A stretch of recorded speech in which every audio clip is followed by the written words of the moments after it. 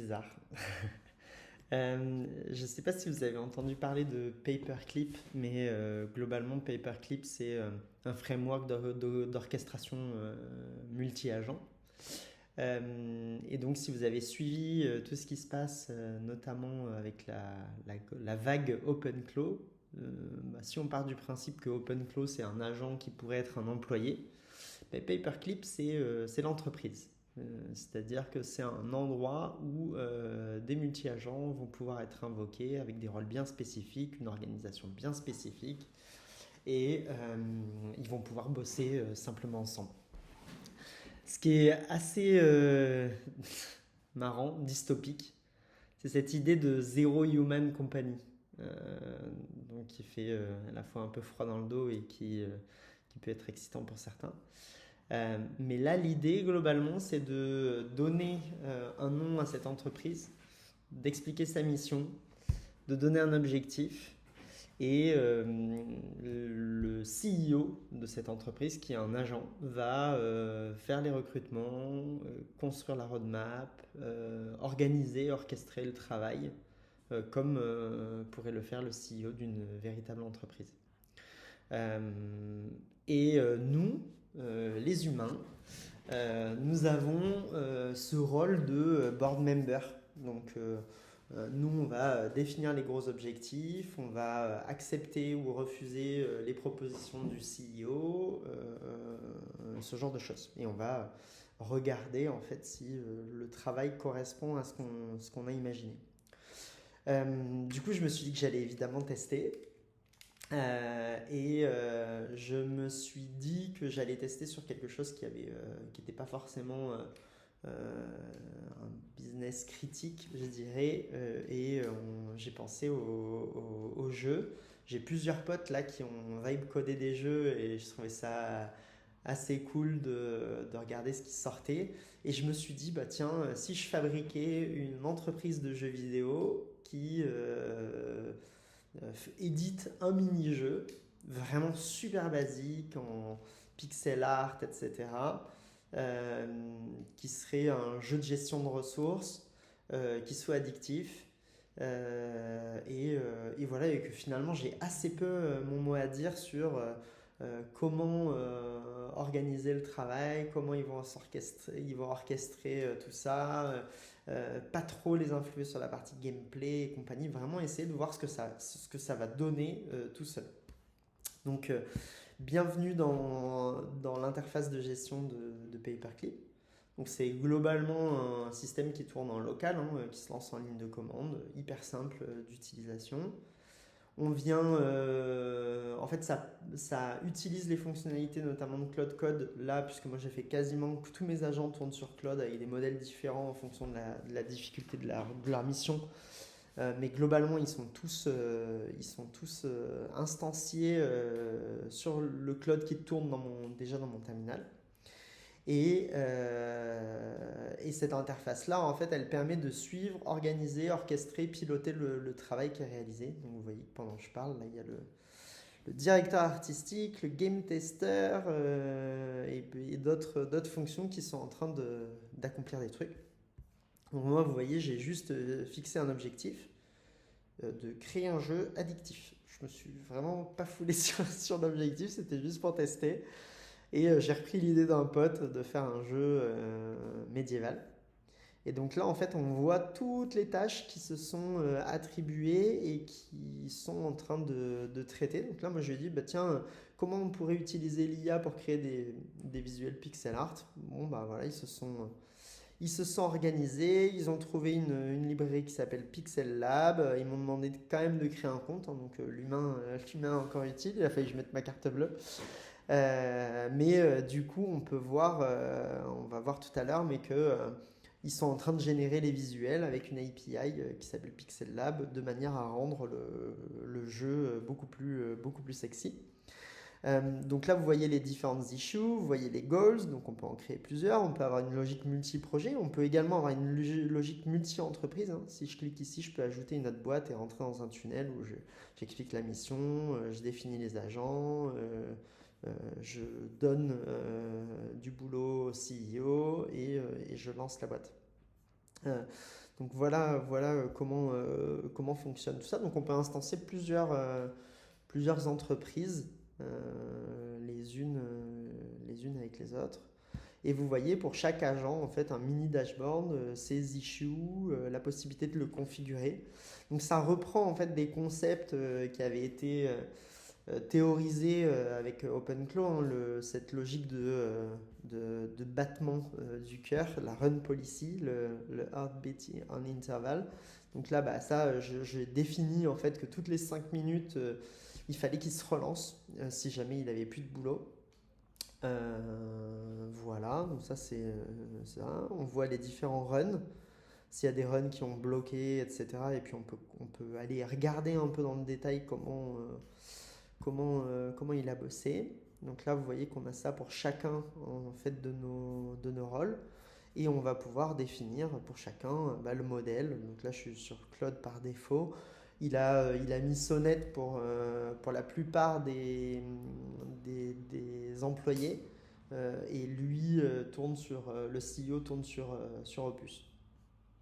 Voilà pour ça. Il y a un org chart. Donc on peut voir comment ils ont décidé. Donc là, on est sur une organisation plutôt très horizontale, chapeautée par le CEO. Mais j'imagine que là, ça l'a pas fait. C'est marrant. Mais ils se sont pas orchestrés de cette manière. Il y a un founding engineer, mais il y a un deuxième engineer qui est au même niveau. Bon, je pourrais poser la question. Et donc, nous, on a la possibilité ici de créer des nouvelles issues, de les assigner au CEO, de définir un projet particulier, et puis bah, de donner de la prio comme un outil type linéaire, etc. Et donc ça va automatiquement lancer de la planification de nouvelles tâches. Donc là, si je dis réfléchissez à la V2, il réfléchissait à la V2. Donc là, ils ont déployé sur Vercel la première itération. Alors, avant de vous montrer ça, donc il y avait donc j'explique le concept très rapidement du jeu et puis bah, il a recruté un designer narratif et vous voyez qu'il a défini le ton, etc. Et donc on peut aller voir sur le navigateur. Ah, là, je vous spoil les sprites qu'ils sont en train de faire pour toutes les unités et tout ça. Mais si on regarde ici, en fait dans Docs, on voit ici plusieurs documents. Le document sur la manière dont on doit construire des animations, quels sont les assets, les specs de chacun des assets. Donc voilà, la ferme, elle doit faire 32 par 32, la palette de couleurs c'est ça, etc. Tout ça a été entièrement créé par cette team d'agents. C'est marrant, ils se font des petites blagues. Spec it, name it, size it, ship it. Assez drôle. Donc voilà, ils se sont chacun organisé tout ça. Et donc il y a vraiment du boulot qui a été fait hein, sur les loops, comment se passe une loop dans le jeu, comment se passe le système de combat. Enfin, vraiment, c'est allé très loin sur la manière dont le jeu devait fonctionner. La formulation justement les équations en fait de combat, les équations de gain de ressources, etc. Ils ont même imaginé un système diplomatique.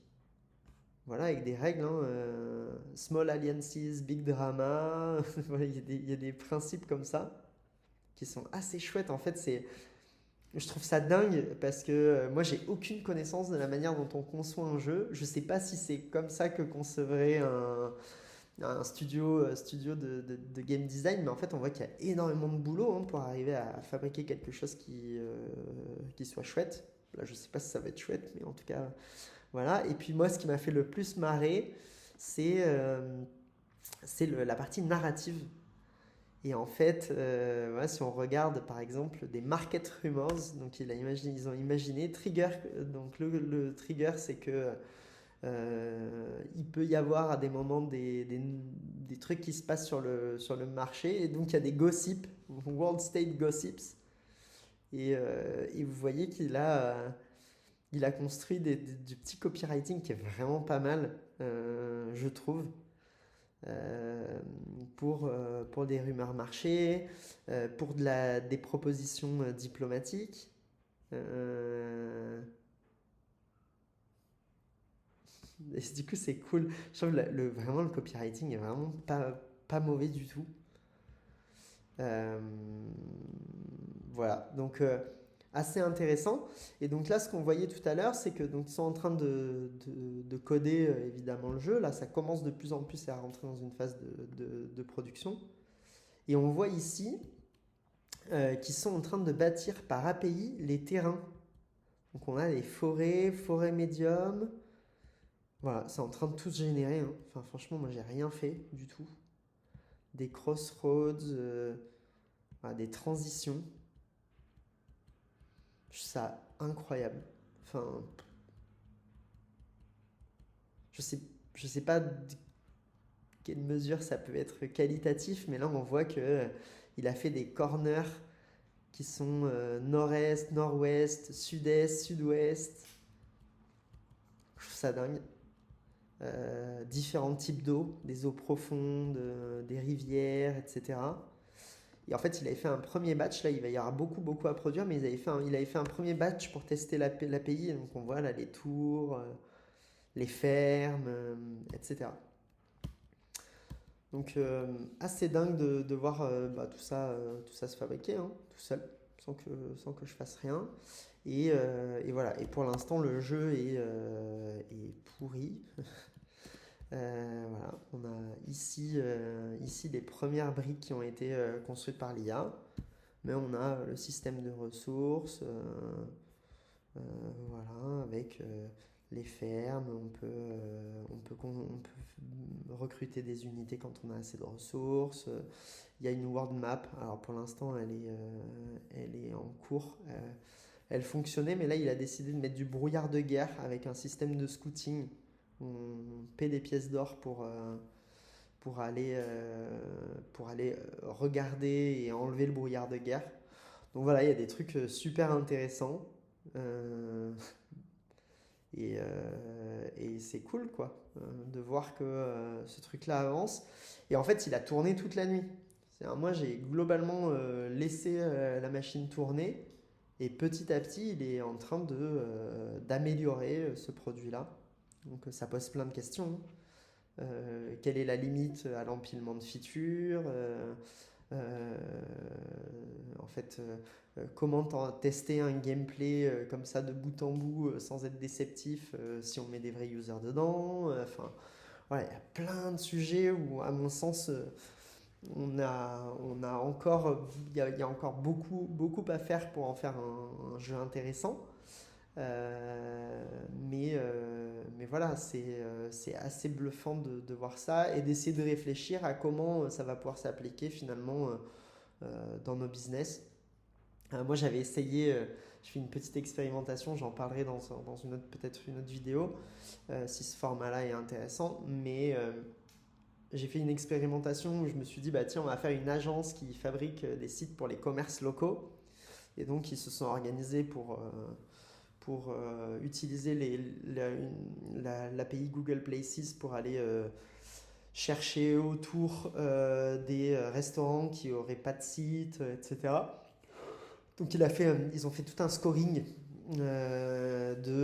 qui pourrait être des clients en fait à cette offre de site pour les artisans. Et ils ont identifié des restaurants, ils ont fabriqué les sites pour chacun des restaurants pour les faire en avant-vente. Et hier, je reçois des notifs. Je vais vous les montrer. Je reçois des notifs de mails où en fait, si je vais dans messages envoyés là, je vois ils ont fait des messages de prospection en utilisant. En fait, j'ai mon MCP Google Mail qui est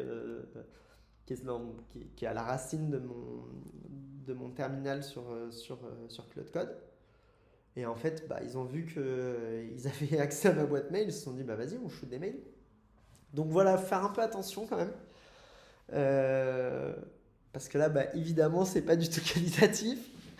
Évidemment, c'est n'importe quoi. Mais il y a des idées, quoi. Voilà, c'est vraiment mon bar préféré. C'est un de vos clients qui le dit. Le Refuge, c'est un vrai bar de quartier, ambiance chaleureuse, hein. Mais en ligne, rien. Pas de site, pas de carte, pas de moyen de vous découvrir pour les nouveaux quartiers. On a imaginé votre site et donc ils ont publish sur Vercel. Et voilà. Et en fait, c'est vraiment pas qualitatif. Mais on peut que se dire que ces trucs-là vont évoluer pour être plus puissants, plus fous, et que ça fait un peu froid dans le dos, quoi. Voilà, j'espère que ça va vous donner envie d'expérimenter. Euh, et voilà, de mon côté, je vais essayer de produire un petit peu plus de vidéos de ce type-là si vous trouvez que ça a du sens. Ciao!